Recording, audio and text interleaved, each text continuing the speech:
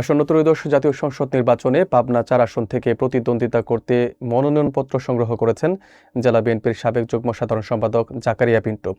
রবিবার দুপুরে উপজেলা নির্বাহী কর্মকর্তার কার্যালয় থেকে তার পক্ষে স্থানীয় বিএনপি ও অঙ্গ সংগঠনের জ্যেষ্ঠ নেতৃবৃন্দ এই ফর্ম সংগ্রহ করেন। এ সময় দলীয় নেতাকর্মীরা এই আসনটি পুনরুদ্ধারে জাকারিয়া পিন্টুর জনপ্রিয়তার উপর আস্থা প্রকাশ করেন। বিস্তারিত থাকছে মোহাম্মদ রাকিব বিশ্বাসের প্রতিবেদনে।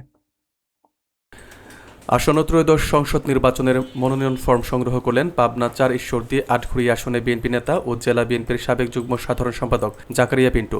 রবিবার দুপুরে উপজেলা নির্বাহী কর্মকর্তার কার্যালয়ে নির্বাচন কর্মকর্তা শামসুন নাহার ভূঁইয়ার নিকট থেকে জাকারিয়া পিন্টুর পক্ষে মনোনয়ন ফর্ম সংগ্রহ করেন উপজেলা বিএনপির সাবেক সভাপতি বীর মুক্তিযোদ্ধা শামসুদ্দিন আহমেদ মালিথা, পৌর বিএনপির সাবেক সাধারণ সম্পাদক এস.এম. ফজলুর রহমান, শিল্প ও বণিক সমিতির সভাপতি আশিকুর রহমান নান্নু, পৌরসভার সাবেক প্যানেল মেয়র আনোয়ার হোসেন জনি ও বিএনপি নেতা সোমার খান, পৌর বিএনপির সাংগঠনিক সম্পাদক ইসলাম হোসেন জুয়েল, পৌর বিএনপির যুগ্ম সম্পাদক আমিনুর রহমান স্বপন। এ সময় উপজেলা পরিষদ চত্বর উপজেলা ও পৌর বিএনপি ও অঙ্গ সংগঠনের শতাধিক নেতাকর্মী উপস্থিত ছিলেন।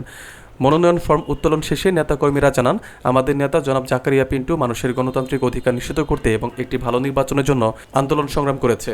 নেতাকর্মীরা আরও জানান, জাকারিয়া পিন্টুর ব্যাপক জনপ্রিয়তা রয়েছে। বিএনপির ভারপ্রাপ্ত চেয়ারম্যান তারেক রহমান দেশে আসার পর যদি দলীয় চূড়ান্ত মনোনয়ন জাকারিয়া পিন্টুকে দেওয়া হয়, তাহলে দীর্ঘদিন পর এই আসন পাবনা ৪ পুনরুদ্ধার করে আগামী জাতীয় সংসদ নির্বাচনে বিজয় অর্জন সম্ভব হবে। আজকে বাংলাদেশ জাতীয়তাবাদী দলের পাবনা জেলা শাখার সাবেক যুগ্ম সম্পাদক, ঈশ্বরদী পৌর বিএনপির সাবেক সাধারণ সম্পাদক, ঈশ্বরদী আটঘরিয়ার সাধারণ গণমানুষের নেতা জাকারিয়া পিন্টুর পক্ষে আজকে আমরা মনোনয়নপত্র গ্রহণ করলাম, মনোনয়নপত্র উত্তোলন করলাম।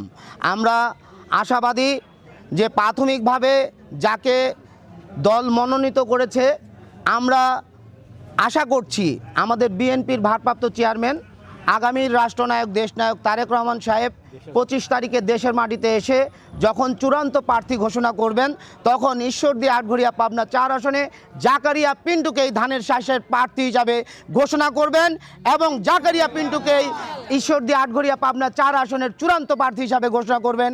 এই আশা নিয়েই আমরা আজকে জাকারিয়া পিন্টুর পক্ষ থেকে ঈশ্বরদী সাধারণ জনগণ, ঈশ্বরদী উপজেলা বিএনপির সংগ্রামী সভাপতি আলা শামসুদ্দিন